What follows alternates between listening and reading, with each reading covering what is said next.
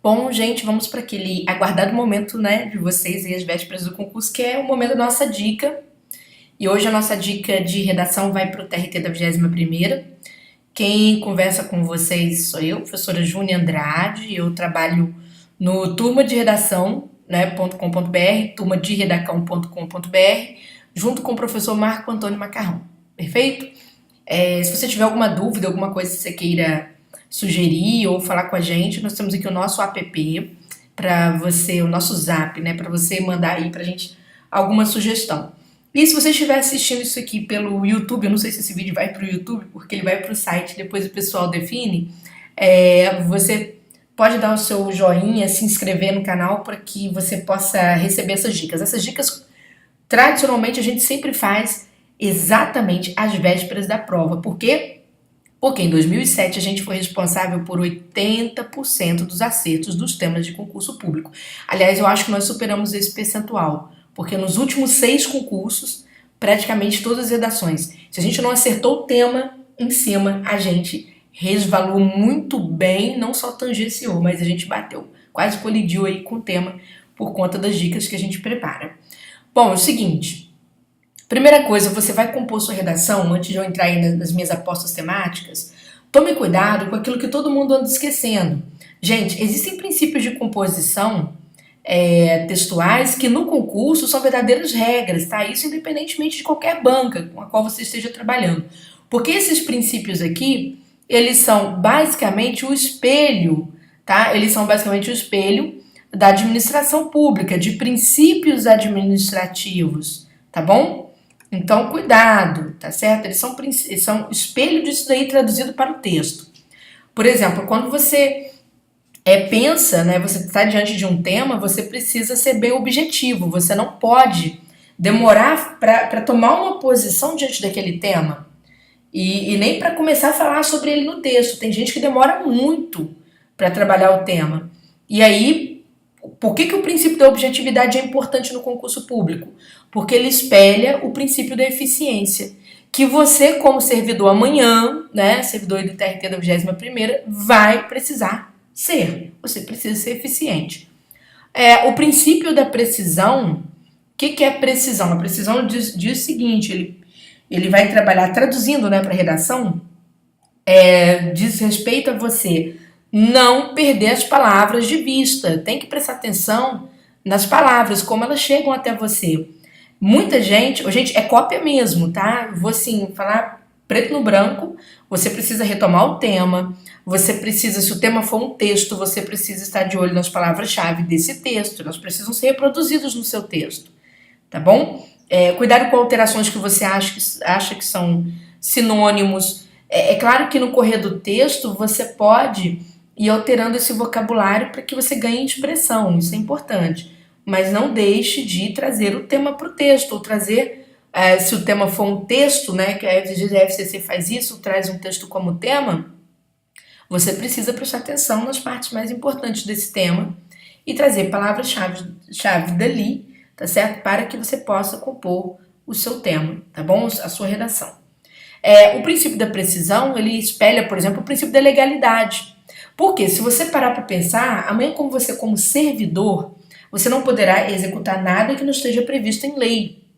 Não é isso? Então, você precisa ser preciso, tá? O jogo de palavras é importante para que você entenda isso. Outra questão, né, que é importante que você tenha, senso de organização. Tudo que vai acontecer no desenvolvimento do seu texto, é necessário que esse acontecimento esteja previsto na introdução.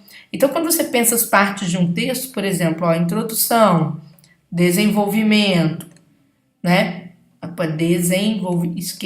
Desenvolvimento e conclusão, né? Essas partes não são descoladas umas das outras, não. O desenvolvimento ele tem a ver, em todas as suas partes, com tudo que você previu ainda na introdução. Tem que ter uma relação com isso daí, tá? E a conclusão, ela naturalmente vai partir de uma síntese, né, das suas ideias centrais, dessas duas partes aqui, tá? Às vezes a conclusão é uma solução, mas mesmo sendo uma solução, ela vai resultar de uma problemática que foi trabalhada nessas duas partes. Tranquilo? Então tome cuidado com isso. Outra coisa, você vai fazer uma dissertação, a sua redação vai te pedir uma dissertação argumentativa, né? Dissertação argumentativa. Gente, em que consiste uma dissertação argumentativa, certo? Em palavras rasas, vamos lá. Consiste basicamente em você convencer. Você precisa convencer. Não é simplesmente tomar uma posição, até porque os temas da Fundação Carlos Chagas, em boa parte, não te possibilitam tomar uma posição, um sim ou um não, como as pessoas pensam de forma simplificada, não é? Às vezes a banca te dá um texto e esse texto ele traz uma teoria que você precisa reproduzir na sua redação, naturalmente, reproduzir demonstrando um conhecimento seguro a ponto de ser convincente, coercitivo. Você precisa convencer o examinador de que você domina o que você está falando. É por isso que ele chama de dissertação argumentativa. Ou seja, você vai trazer uma explicação com um bom domínio técnico daquele conteúdo, tá? Então, quando eu falo isso aqui, por exemplo, vocês vão me ouvir falar agora sobre duas teorias interessantes, né? Que eu estou apostando para a prova de vocês. Deus vai abençoar de novo, a gente vai, emplacar mais um tema aí na Fundação Carlos Chagas. E em muitas situações os alunos escutam o que a gente fala aqui, falam assim pra gente assim, Júnior, praticamente reproduzi na prova e eu errei. Aí você pega outra redação de outro aluno e mostra pra ele, olha, ele também reproduziu e não errou.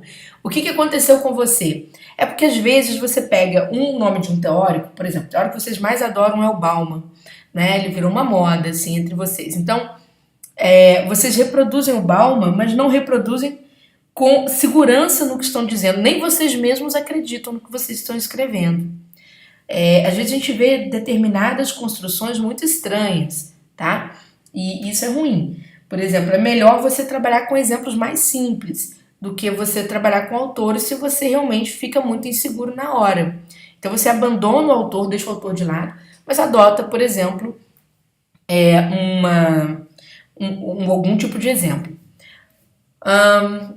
Como assim, Júnior? Por exemplo, suponhamos que você tem que fazer uma redação sobre o consumismo na era moderna, né? Na era contemporânea. Então você vai falar sobre o quanto nos tornamos consumistas hoje. E aí, alguns alunos vão citar o Bauman, que é um teórico, trata deste assunto com muita propriedade e falam que o consumismo por exemplo, que o consumismo atual é o espelho vamos dizer assim, do tecido social esgarçado que nós temos hoje, ou seja, o espelho do individualismo contemporâneo. Bauman diz isso? Diz. Mas olha a forma de escrever, tá vendo? Outras pessoas diriam o seguinte, né, com mais insegurança, que segundo Bauman, hoje somos muito consumistas. Poxa, mas isso aí não tem conteúdo, não tem uma sustentação, é uma frase muito generalizada para você aplicar a um teórico. De que resolveu o Bauman aí? Nada. Tá? O examinador olha, ele vê que não tem coerência nenhuma, e aí você perde pontos lá na parte de senso crítico que está dentro de conteúdo, que é um dos quesitos de conteúdo, tá? Da análise de conteúdo. Então não adianta. É melhor você citar exemplos numa hora dessa, não é? Falando o seguinte, que a sociedade hoje ela é tão consumista porque ela é incentivada, tá certo? Pelo capitalismo atual a comprar diversos produtos e a abandonar outros produtos tecnológicos, ou seja, gerando aí, não é? Você diz aí, com a geração, de repente, de muito lixo inorgânico, como jamais se viu na história. Ponto. Um exemplo disso, né, são as sociedades tecnológicas como a japonesa, a coreana. Então, melhorou, né? Então, aí você consegue jogar para aquele campo com o qual você tem mais habilidade, quando você cita exemplos. Tranquilo? Então, ótimo. Mas tem que ter um trabalhinho com a dissertação argumentativa, com a parte da construção da argumentação, que não é uma coisa que você aprende numa aula de dicas, infelizmente, né? Isso aí você precisa realmente aprofundar essa questão. Mas vamos lá. Dica de hoje, né? Hoje eu vim aqui para falar das minhas apostas temáticas, que eu não perco de vista, principalmente por conta dos relatos que a gente recebe. Toda vez que vocês comentam aí alguma coisa que é interessante, a gente se sente convidado a fazer isso de uma forma. A gente fala, né? Quem gosta de dar aula, né? Qualquer cafuné que o professor recebe aí, você acaba vindo e atendendo esses alunos. Por exemplo, toda semana eu recebo um e-mail de algum aluno aprovado em concurso. E eu tenho ficado feliz com a qualidade dos e-mails que tenho recebido mais recentemente, porque quando eu mudei de curso, eu pude fazer essas aulas gratuitas com mais vigor, porque não comprometeria o produto da empresa. Então, por exemplo, eu tive uma aluna que essa semana falou assim para mim que ela foi aprovada no concurso, está muito feliz e que conseguiu passar graças a essas dicas praticamente gratuitas, tá certo? Que ela vê ou no site do Turma, ou que ela vai ver no YouTube, no meu canal, por exemplo, ou no canal do próprio Turma, do Turma de Redação. Então, ela ficou muito. Ela falou: olha, eu não te imagino uma pessoa que não tinha praticamente R$ 1 para investir em curso este ano, tinha muito pouco dinheiro, o dinheiro que tinha, minha família não aguentava mais pagar curso preparatório para mim. E eu resolvi então coletar as dicas e colocá-las em prática e foi o que garantiu meu sucesso no concurso. Né? Foi aprovado aí no Tribunal de Justiça de Pernambuco, tá? Cujo resultado saiu recentemente. E feliz da vida. Enfim, vamos lá, né? Tomara que eu te ajude também nesta etapa em que vou falar sobre essas minhas duas apostas, né? Novas tecnologias da informação e da comunicação, suas implicações sociais. A FCC seguidamente trabalhou este tema dentro de contextos diferentes. Então eu vou dar as bases para você compreender isso aqui e explico para você como que a FCC poderia cobrar isso de diferentes formas. E a segunda, por vocês estarem fazendo um TRT, nós vamos falar um pouquinho sobre capitalismo cognitivo e uma forma de trabalho que vem sendo muito discutida hoje, que é o trabalho imaterial. Tá bom? Então eu vou começar pelo item 2.1. Para você entender essas novas tecnologias da informação e da comunicação. Bom, a gente pode pegar isso aqui tudo e colocar numa sigla, tá? ANT e C, tá bom? Na hora da prova, para você usar a sigla, você precisa primeiro colocar o nome todo por extenso, depois colocar, né, a sigla entre parênteses, depois você pode usar à vontade, se você não quiser ficar repetindo isso aí tudo. Bom, gente, é o seguinte, quando que essas novas tecnologias, essa nova era surge, né? Então vamos lá. Primeiro, vários teóricos, vários pensadores que estudam o nosso tempo, teóricos contemporâneos, sociólogos, antropólogos, filósofos, etc., teóricos da literatura e por aí vai, o que eles, economistas, cientistas políticos, etc., o que eles chamam essa era contemporânea nossa? Eles vão dar vários nomes, né? Uns chamam, simplesmente de economia, de terceira revolução, né? Terceira revolução industrial. A considerar que a gente teve duas, quando eles falam de terceira revolução industrial, a gente teve a revolução industrial mesmo, que aconteceu na Inglaterra lá no século XIX. Depois nós temos a revolução financeira que acontece simplesmente na Alemanha, né, início aí do século XX. E temos a terceira revolução industrial, que é a atual revolução, começa na década de 70, segundo alguns teóricos, né, que é conhecida também como revolução telemática,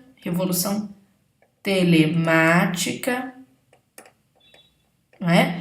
Ou outros gostam de dar o nome de revolução informacional, né? Revolução informacional, ou quando gostam de dar o nome de era, né? Falam sobre a era da informação, tá bom? Então isso aqui tudo era da informação. Redação, gente, não pode falar de passado, tá? Às vezes eu vou falar de passado aqui só para você entender o processo, mas na redação, na dissertação você tem que falar do presente para frente, tá bom? Então cuidado com isso. Não é que não pode, mas é perigoso, tá bom? Então vamos lá. Gente, por que revolução telemática? Por conta dos aparelhos de comunicação que a gente tem, não é? Os telefones, celulares, tudo que o smartphone, tudo que tem a ver com comunicação.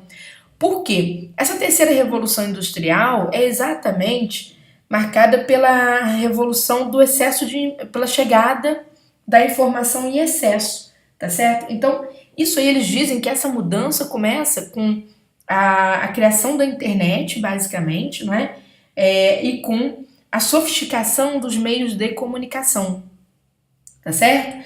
Então, quer dizer, o que eles viram? Essa era, como é que ela se caracteriza, não é? Essa era da informação ou essas revoluções, ou seja, ou esse processo revolucionário que vivemos hoje. Quais são as características e características você pode trazer de sobra na sua prova discursiva, porque são palavras-chave extremamente importantes para a prova.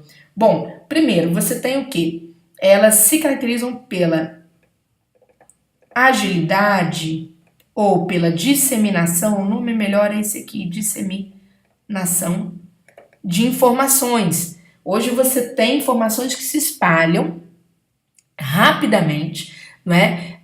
Por segundos. Então, você tem muitas curtidas em rede, por exemplo, de qualquer tipo de informação que chega, não é? Então, nós temos agilidade e disseminação de informações.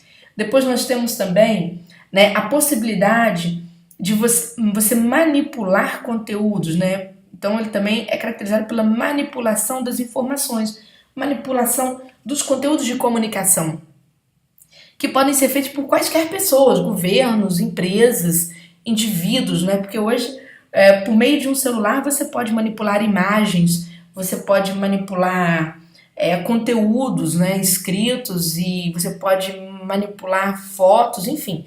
Você pode manipular discurso, o que você quiser. Hoje você consegue fazer essa manipulação de tudo, tá? E você não precisa de nenhum técnico para fazer isso, basta você mesmo fazer. E nós temos também a horizontalização da informação, né? Horizontalização da informação. O que é isso, professora? Gente, antigamente, quem passava informação pra gente era o quê? A mídia, principalmente os grandes veículos midiáticos, né? Jornais, revistas, TV, etc. Hoje, então essa informação era verticalizada, você tinha que ligar a TV ou comprar o jornal para você ter acesso à informação. Por que é verticalizado? Porque você é o espectador, está aqui embaixo, tá? Você é o espectador, tá certo? E lá em cima está a mídia. Então, ela que manda a informação para você. Era assim. Hoje não é mais assim. Você, espectador, pode mandar para outro espectador, inclusive você pode mandar para a mídia a sua informação. Não é à toa que você vai ver que alguns canais de TV disponibilizam números de WhatsApp, disponibilizam canais, né, no Twitter, esse tipo de coisa, para que você possa, e-mails, para que você possa entrar em contato e mandar uma informação para os caras. Então, a notícia hoje ela é gerada de qualquer lugar, tá bom? Então, essas são as características. Ora, por meio de que isso aí a gente consegue fazer isso, né? Quais são os meios que nos possibilitam fazer isso aqui? Bom, vai apagar aqui porque eu tenho que mexer na página, tá? Então vamos lá. Por meio de que eu consigo fazer esse tipo de trabalho? Então é o seguinte, os meios de que as pessoas se valem, você já sabe, né? Quais são os meios? Vamos pensar aqui rapidinho. Primeiro, você tem, vejamos, olha só, nós temos os aparelhos, né? Os primeiros computadores pessoais. Espera que minha canetinha agarrou, deixa eu voltar aqui. Nós temos os PCs, os aparelhos, os computadores, certo? Gente, não vou conseguir escrever agora, mas enquanto eu vou testando eu vou ditando, tá? Você tem os computadores pessoais, você tem as webcams, né? Ou webcams, na verdade, não é isso? Você tem os smartphones, tá? Na hora de escrever na prova, atenção, smartphone, tenha cuidado para você poder escrever isso daí com bastante cuidado, colocando sob aspas, tá? Porque são palavras estrangeiras, então em português você tem que usar aspas. Então você tem a Smart TV, né? Que hoje é uma TV bem ou mal interativa, você pode usar isso daí da forma como você quiser, tanto que você tem o Chromecast para você poder transmitir para a Smart TV o conteúdo do seu celular, e por aí vai. Então, galera, existem diferentes formas, tá? E você tem os streamings, que são as transmissões ao vivo, a gente usa muito, gente que dá aula, por exemplo, pra gente fazer aqueles aulões gratuitos, né? No Turma a gente faz muito, no Revisão Concurso também. Então, quer dizer, você tem todas essas formas de conseguir esses meios de transformação. E você tem a internet, você tem o Wi-Fi, são meios que possibilitam, tá? Cuidado na hora de você escrever expressões estrangeiras, como eu disse sempre, dessa forma, tá bom? Gente, quem pode fazer o uso, né? Quem faz o uso dessas NTICs, tá? Não tem apóstrofos em português, não, tá bom? Se colocar plural é só um Szinho. Quem faz uso disso aqui? Como eu disse para vocês, governos. Né? Os governos podem fazer manipulações de conteúdos, agilizar, disseminar informações, porque os governos têm acesso à rede, têm dinheiro para fazer isso, né? Você tem os setores sociais, os diversos setores sociais que nós temos, por exemplo, as ONGs, organizações sociais, etc., não é? Você tem as empresas que vão usar isso bastante, você tem os indivíduos. Então, hoje na nossa era, o indivíduo não foi esquecido, tanto que nós estamos na era do individualismo, né, do grande individualismo. Então, tomar cuidado com isso, porque todo mundo pode fazer a manipulação disso aí. Bom, qual é a vantagem? Vamos pensar em vantagens e desvantagens, naturalmente, né? Dessa era, porque tudo que o homem faz tem coisa boa, tem coisa ruim. Espelho da alma humana, caiu na prova do TST, oh meu Deus, do TRF, tá? Esse assunto, né? Então vamos lá. Quais são as vantagens e desvantagens de você trabalhar essa questão, você viver nesta era? Bom, a primeira vantagem é essa marca que nós temos. Nós somos conhecidos como a sociedade do conhecimento. Por quê? Diante de muita informação, você tem muito conhecimento espalhado pelo mundo, muita troca cultural. As redes sociais, elas permitem que você estabeleça trocas culturais, trocas científicas. Nós temos bancos de ciência, né, espalhados pelo mundo inteiro. As pessoas fazem bancos de discussão, redes de discussão entre universidades, né? Por exemplo, a descoberta da Zika, por exemplo, no Brasil, foi feita por uma cientista brasileira. Ela pôde compartilhar isso com diferentes pesquisadores do mundo inteiro que estavam altamente preocupados com aquela doença, né? Então, nós temos esses bancos de conhecimento. Isso seria algo vantajoso, as trocas culturais, as trocas científicas, certo? O aprimoramento tecnológico, ele é dessa sociedade, então ele vem, é uma das vantagens, tá? A outra vantagem que você tem é a democratização da informação, né? Bem ou mal, você tem uma democratização da informação, né? De que modo? Todo mundo pode não só receber informação, mas como pode produzir informação. Se você pensar, por exemplo, um exemplo é o Wikipédia, aquela biblioteca virtual, a biblioteca virtual, Wikipédia, que funciona como uma grande enciclopédia, gente, melhor falando. Funciona como uma grande enciclopédia em que todo mundo vai lá e colabora colocando, não só colocando seu conhecimento, mas também financiando. Você pode financiar o Wikipédia, tá certo? Pode ser um doador daquela geração de conhecimento, que vai lembrar a antiga biblioteca de Alexandria, certo? Que no passado histórico, né, se pensava haver a existência dessa grande biblioteca que reuniria todos os conhecimentos do mundo, tá bom? Então nós temos aí a Wikipédia, que é um meio de democratização da informação. O YouTube, que é um meio de geração de conteúdo informacional, também bastante democrático, você pode entrar lá. Então são as vantagens. E as desvantagens? Ora, gente, tem democracia, tem abertura para tudo, né? Então as desvantagens que você tem é exatamente o surgimento, né, de falsos informativos, conhecidos como fake news, tá? Os falsos informativos, a construção de informações falsificadas no meio digital. né? E muitas pessoas acreditam nisso. Você consegue manipular imagens e colocar determinadas pessoas em situação, por exemplo, criminosa ou caluniar contra determinadas pessoas de uma forma muito simples, às vezes fazendo recortes de conversas e fazendo colagens. Então isso é muito simples. Você tem, por exemplo, roubo de dados, né? Vamos chamar de furto, né? De dados e de imagens. As pessoas conseguem acessar os aparelhos das outras pessoas, conseguem furtar dados pessoais e usar, por exemplo, para crimes financeiros esses dados, ou conseguem pegar os seus dados e comercializar. As empresas fazem muito isso, né? Ficam te perturbando aí, e você não sabe como que elas descobriram o número do seu celular, né? Elas conseguem esses dados, essas trocas, então você não tem muitas vezes uma segurança na rede que te permita viver de uma forma mais tranquila.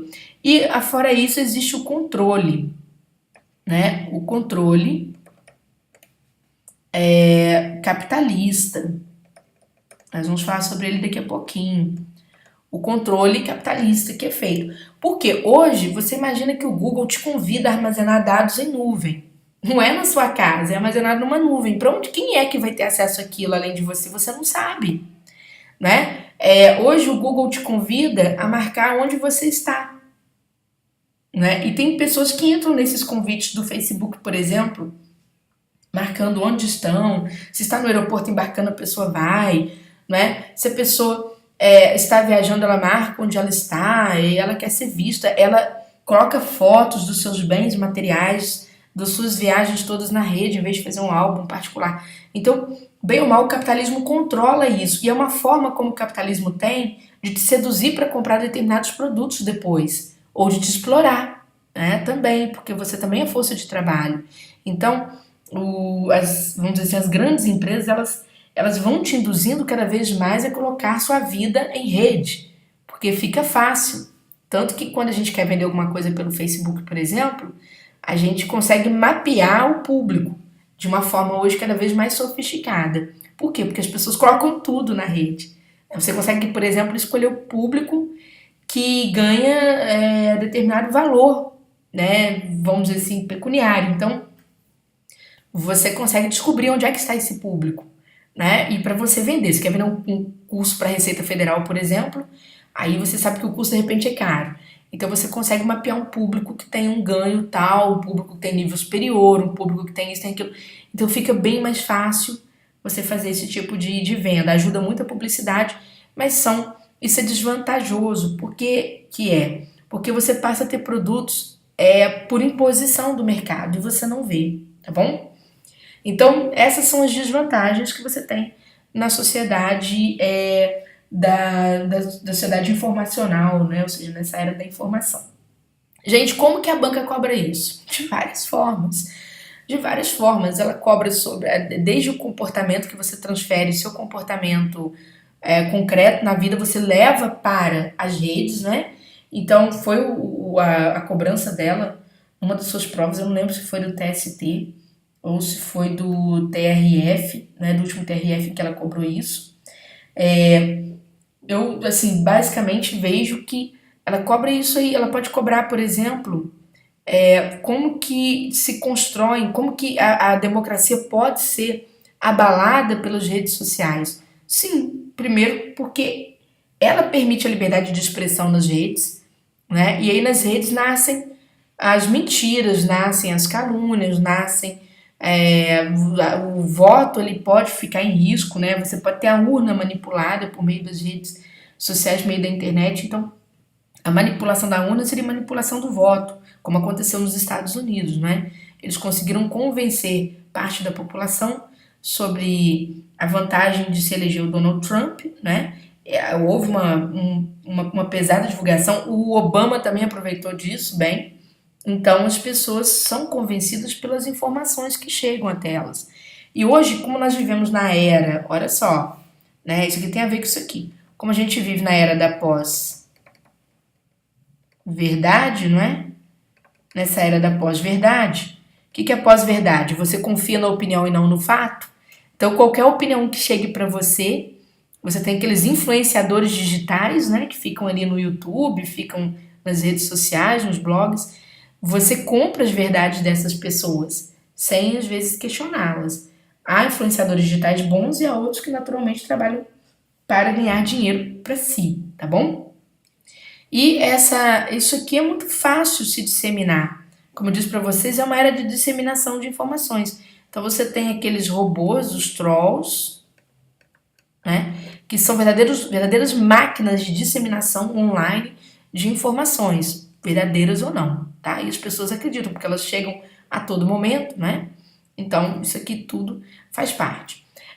Agora eu vou falar sobre o segundo tema, que é o capitalismo cognitivo e o trabalho imaterial. O que tem a ver com isso? Lógico que tem a ver, tá? Então vamos lá. Bom, acho que pode cair para vocês algum tema derivativo, gente, de capitalismo cognitivo, né? Como é que começa essa história? Isso aqui começa com o estudo de Deleuze e Guattari, que são dois grandes pensadores, um francês e outro italiano, né? De meados do século XX. Mas quem fala muito sobre isso aqui hoje na atualidade, fala com muita propriedade, é o Lazarato, tá?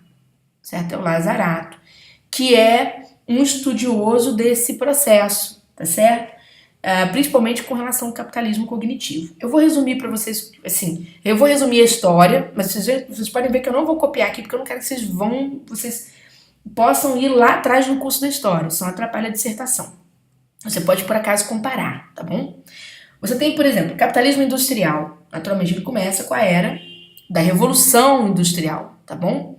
Você tem, depois, o capitalismo financeiro, né? Porque a industrialização na Inglaterra no século XIX gerou muito dinheiro e tinha que colocar esse dinheiro em algum lugar. Aí a Alemanha pensou o quê? Vamos construir bancos, tá certo? Lembra dos judeus na Alemanha, né? Então eles constroem aí as grandes casas financeiras para o depósito, ou seja, para administrar esse dinheiro desses países que desenvolveram aí o seu capitalismo industrial. Ok, dinheiro na mão, você tem o quê?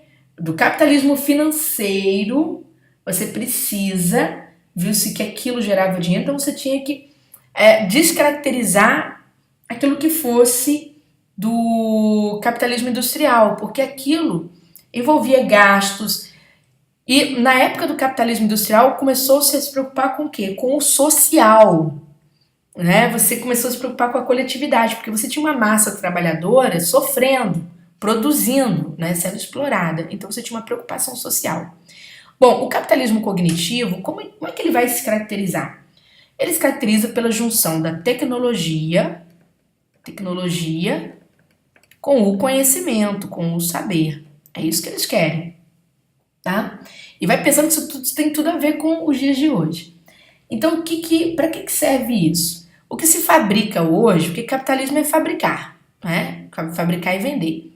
O que se fabrica hoje e o que se vende hoje é o desejo, tá? O capitalismo cognitivo, gente, cognitivo vem de pensamento, de indução, de inteligência. Então eu vou fabricar hoje o desejo. O que as pessoas têm hoje? Desejo de comprar. O que o trabalhador tem hoje? Desejo de promoção. Então você fabrica desejo e crença. Basicamente isso, o desejo e a crença no que você precisa. Como assim desejo? Ora, por meio da publicidade, então o meio é a publicidade. Por meio da publicidade, eu te convenço, né, a comprar. Eu vou usar o fetiche. O que é isso? Fetiche é fantasia, tá? Eu vou mexer com a sua fantasia, eu vou mexer com o seu desejo. O fetiche é um mecanismo que dispara o seu lado fantasioso. Então eu vou criar o fetiche do consumismo. Você precisa consumir para se sentir bem. Então eu mostro um celular que te reconhece, tem reconhecimento facial e você fica louco para comprar aquele troço. Então, por quê? Porque todo mundo na sua comunidade está comprando aquilo e você está ficando de fora. Então isso eu vou incentivar o excesso do consumo, o consumismo. Eu te faço crer que você precisa daquele produto, né? Faço crer, por exemplo, se você tem um computador X, eu faço crer que você precisa de uma coisa melhor e eu vou usar quem? A publicidade, tá? Então eu vou te convencer o tempo todo de que você precisa, vamos dizer assim, você precisa adquirir as coisas que eu estou vendendo, tá bom? Então, a base do capitalismo cognitivo, em linhas gerais, é isso.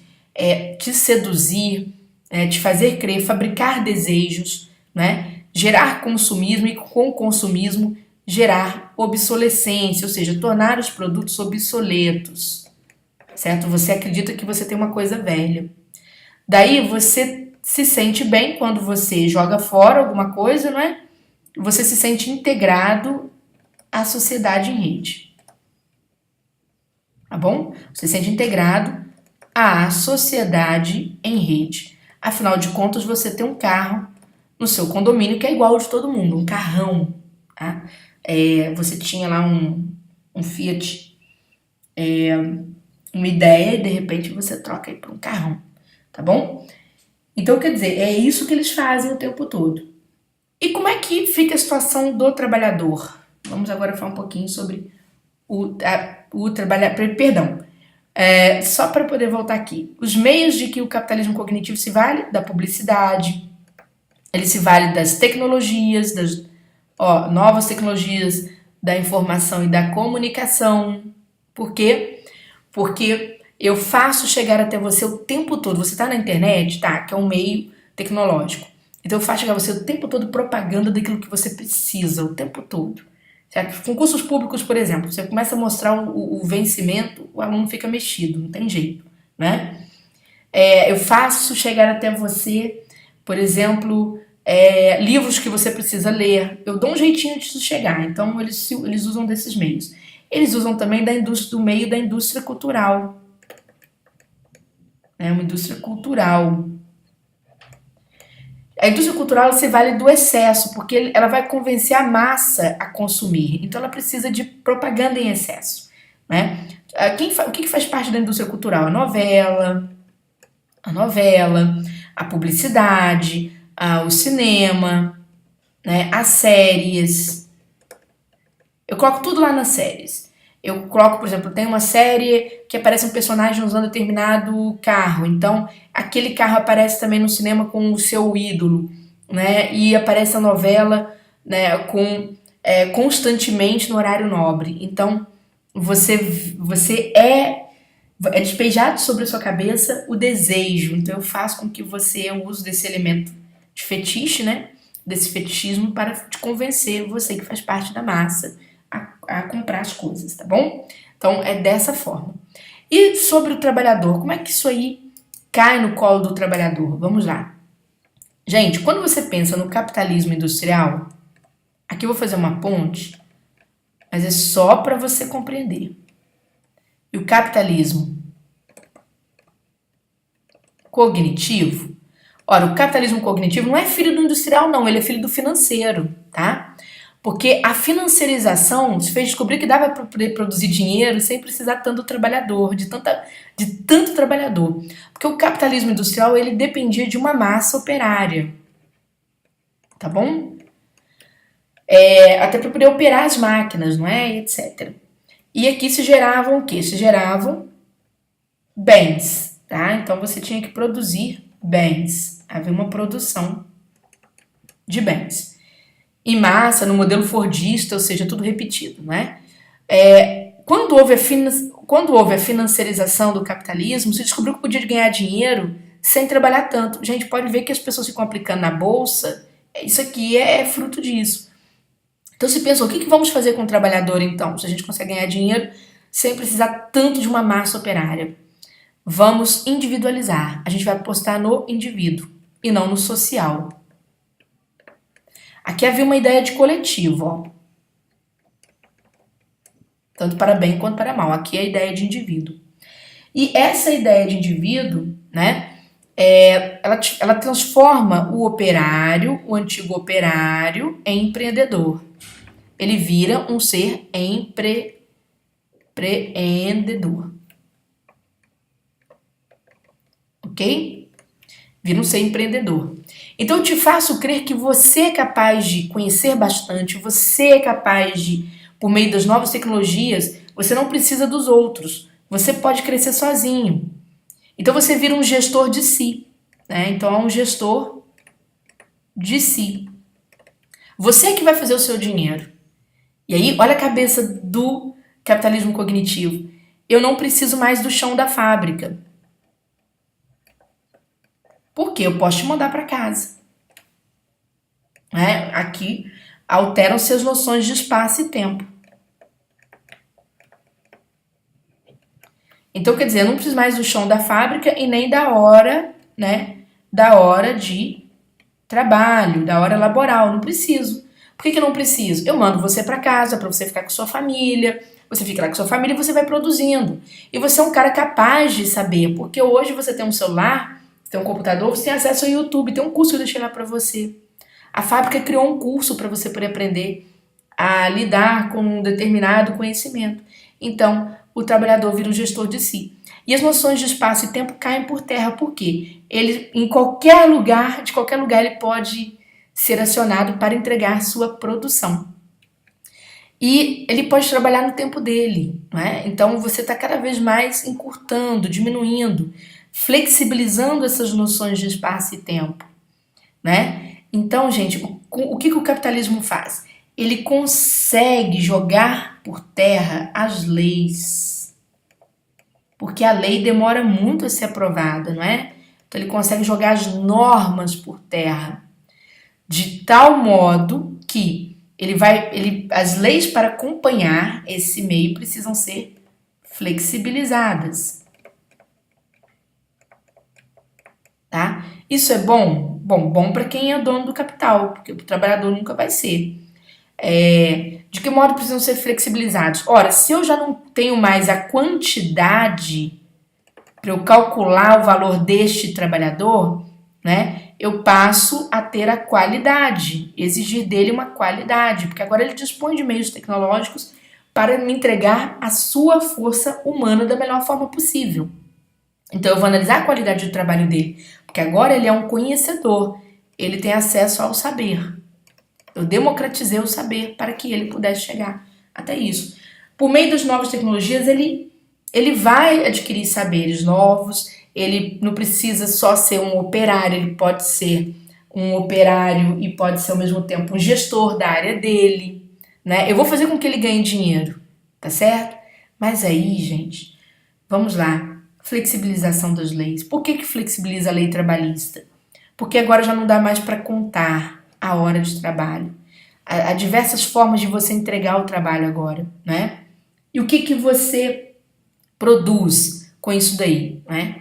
Aí aumenta o quê? A produção de bens? Não. Aumenta a produção de atividade. Mesmo por trás dos bens, você tem mais atividades sendo executadas. Daí surge a ideia de trabalho imaterial. As pessoas acham que trabalho imaterial é só produção de serviços. Não. Se você vai produzir, por exemplo, um carro, tudo bem, o carro é um bem. Mas o que existe por trás do carro? Existe atividade intelectual, o design, né? Hoje os carros têm computadores, então você tem a produção de softwares. Então você tem todo um trabalho imaterial que está ali, tá certo? E que esse trabalho imaterial é difícil de ser calculado, né? Quem teoriza muito sobre esse trabalho imaterial é o Lazarato? Não, é o Negri, tá? Num livro que ele escreveu junto com o Hardt, chamado Império, né, ele vai falar sobre o domínio do trabalho. Que hoje esse trabalho material, como é que ele é caracterizado? É um trabalho mais intelectual, tá certo? É um trabalho que exige mais do intelecto da pessoa.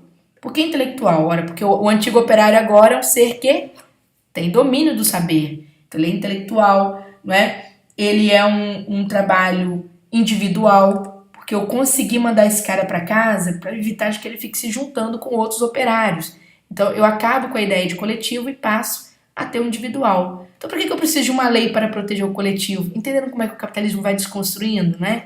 Ele joga por terra, passa a flexibilizar tudo, porque agora é tudo no âmbito do indivíduo. ele é individual, mas ao mesmo tempo, gente, ele é cooperativo. Por que cooperativo? Individual porque ele consegue isolar o sujeito, tá? O trabalhador. Né? Intelectual porque ele exige do trabalhador cada vez mais conhecimento. Né? E ele é cooperativo por causa de que, mesmo no âmbito individual, está todo mundo virtualmente ligado em redes. Você está produzindo aqui, existe um banco da sua empresa, um banco de conhecimentos, que cada um vai lá e coloca alguma coisa ali. Né? Existe, por exemplo, um workflow, por exemplo, que é uma rede de serviços e processos, que você termina, coloca o seu trabalho ali, o outro vai lá, viu o que você colocou, ele vai lá e entrega o dele. Tá todo mundo interligado em redes, mas ninguém se comunica. Esse que é interessante, entendeu? E como é que é feita a subordinação agora? É do patrão para o empregado? Não, eles acabam com essa figura. Aparentemente, essa figura sumiu. A subordinação passa a ser pelo fetiche. Por que fetiche? Você não é mais operário. Imagina a cabeça de uma pessoa simples. Você não é operário. Você agora é o coordenador. Você é o empreendedor. Você é o gestor. São os nomes que são dados hoje para te explorar, né? Então, quer dizer, essa subordinação ela é virtual, de certo modo, tá? E como é que o capitalismo cognitivo consegue isso? Olha, gente, por meio de uma dominação política. Ele atua de meio político sobre você, de forma política sobre você, tentando te convencer, né, de que ele está te dando a melhor coisa, a melhor das situações. Quer ver uma coisa? Reforma da Previdência. Se faz acreditar que a Previdência precisa ser reformada porque cada trabalhador é que gera uma receita para a Previdência, não é isso? Em tese seria isso, não seria?